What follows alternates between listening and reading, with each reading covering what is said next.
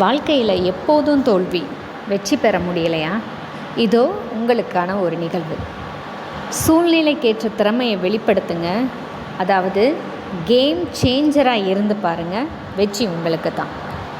நேற்று நடந்த T20 உலகக்கோப்பை இந்தியா பாகிஸ்தான் போட்டி உங்கள் எல்லாத்துக்குமே தெரியும். எப்போதும் போல் ஒரே பரபரப்பு, ரசிகர்களின் இடி போன்ற முழக்கத்துடன் போட்டி ஆரம்பமானது.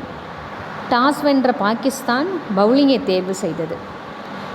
போட்டி செல்ல செல்ல பாகிஸ்தான் அணியே வெற்றி பெறும் என்ற ரசிகர்கள் அனைவருமே நினைக்க, பாகிஸ்தானுடைய வெற்றி பயணத்தில் முட்டுக்கட்டை போட்டவர் பும்ரா.